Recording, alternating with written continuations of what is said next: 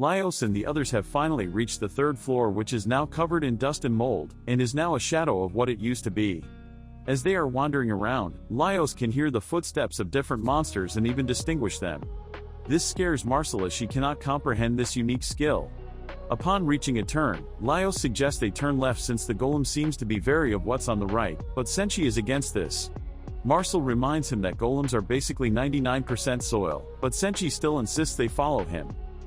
He leads them to his campsite, which he uses as a base. He was on his way back from the surface when he met Laios and the others.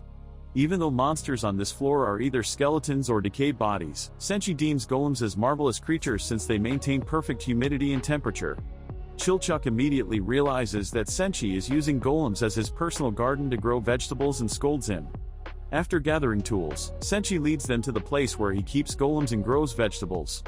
Marcel offers to help him take down the golems, but Senshi refuses and takes them down himself. This shocks Marcel since Senshi seems to know where their cores are. Senshi then instructs them to harvest the crops as Chilchuk wonders if these plants are like parasites to the golems. Senshi explains that the roots make golems even stronger. After harvesting the plants, Senshi asks them to gather the weeds in one place so he can return them to the golem bodies. Hearing this, Marcel immediately realizes that Senshi is the one who creates these golems and that's why he can locate their cores rather easily. She reminds him that it is illegal to create golems without permission, but Senshi has an excuse for everything. Following this, they plant new seeds in the soil and adequately water them. As Marcel leaves to drink some water, Senshi replants the golem cores. He has even named these golems Taro, Jiro, and Saburo. Laios notices that Senshi cares a lot about these golems, which impresses him. After all this, they prepare the vegetables for dinner. Marcel notices Senshi lighting up fire by striking a flint and offers to help him, but he refuses, stating that doing things the easy way makes you lose your skills. He also utilizes the remaining basilisk bacon, and with this, their dinner is ready.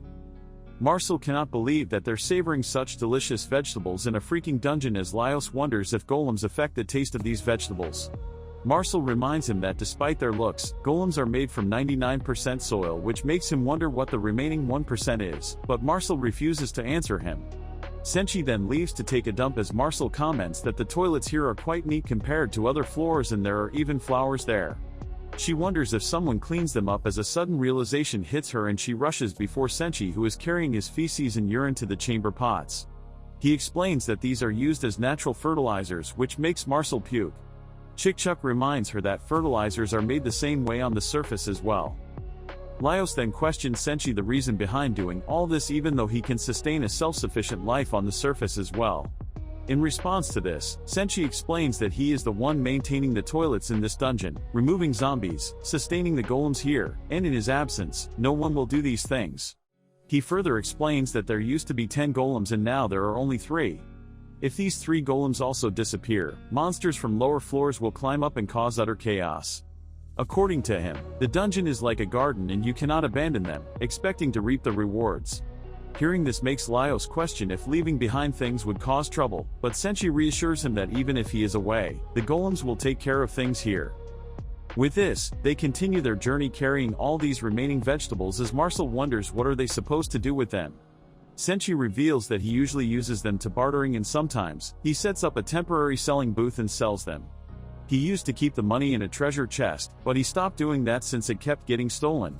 This makes Chilchuk and Marcel question his sanity. Since they have no other option left, Senshi suggests throwing them away, but Marcel is against this. Chilchuk suggests that they trade these vegetables for something valuable as Senshi leads them to a nearby restaurant. However, their attempt to trade these vegetables for something else doesn't prove fruitful since the owner is a piece of shit. Suddenly, orcs appeared out of nowhere and started massacring everyone around there. Their leader, however, recognizes Senshi and spares them since they are his valuable customers. Chilchuk and Laios were imagining goblins and kobolds as his customers, but orcs are a bit extreme. The orc leader reveals that the red dragon appeared near their colony in the lower floor and they were forced to take shelter on this floor. Hearing this, Laios questions him regarding the red dragon, but the orc refuses to reveal the location of the settlement to a human. After they are done dealing with everything, the orc leader orders Senshi to hand over all their vegetables since they are in dire need. Senshi attempts to negotiate, but the orcs refuse. With no other option left, Senshi agrees to hand over the vegetables, but he wants to let them stay at their place for one night. He also instructs another orc to carry the yeast he was about to throw away. On their way, Laios and the others question Senshi regarding his decision, and much to their surprise, Senshi just wanted to make bread. As soon as they enter the colony, the orc women start bad-mouthing Marcel for being an ELF. The orcs are basically treating them like livestock, but Senshi is still dead set on making bread and forces the orcs to grant him required ingredients. With this, the attempt to make bread begins. In the meantime, an orc child approaches Marcel and asks if she is playing with mud. Suddenly, his father appears and decides to give him a history lesson. According to him, orcs used to live on the surface like humans and elves, but they mercilessly murdered them and they were forced to migrate underground. Marcel comments that the orcs used to kill other races as well, but the orc continues his story, stating that the humans even located them underground and set fire to their village. Marcel once again interferes with his fake story and comments that the orcs kept ravaging other villages, with the orc leader insisting that it was their only way to survive. This marks the beginning of their ultimate squabble. In the meantime, Senshi is focused on preparing bread and utilizes their rage for better kneading of flour. The orc leader then proceeds to question Laios regarding his reason for exploring this dungeon. According to him, all adventurers just want to take over the castle by defeating the magician, and he's sure that Laios wants something similar. Even though Laios explains that he hasn't thought about it, the orc doesn't believe him and even mocks him. He further explains that the reason they kill anyone from the surface is because they fear them taking over the castle and its consequences. Hearing this, Marcel comments that it's a poor excuse and that they should also compete for the throne, further mocking.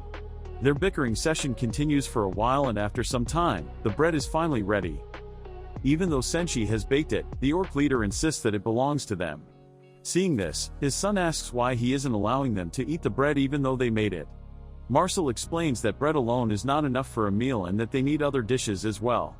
Senshi further adds that he even promised them lodging for a night in exchange for their vegetables. This forces the orc leader to prepare a feast for them. Before tasting the food prepared by orcs, Marcel is a bit skeptical, but her opinion changed completely after taking the first bite. She apologizes for saying that plundering is the only thing orcs are good at. As they are eating food, Laios answers the question he asked before, explaining that his sister got devoured by the red dragon and they are venturing to get her back. He requests the orc leader to inform them about the dragon's location, so they can take it down. Hearing this, the orc leader hands him the map of their settlement, and with this, they bid farewell, continuing their journey. Now that they have acquired the map, locating Fallon would be much easier, but I still assume that she must have turned into poop by now.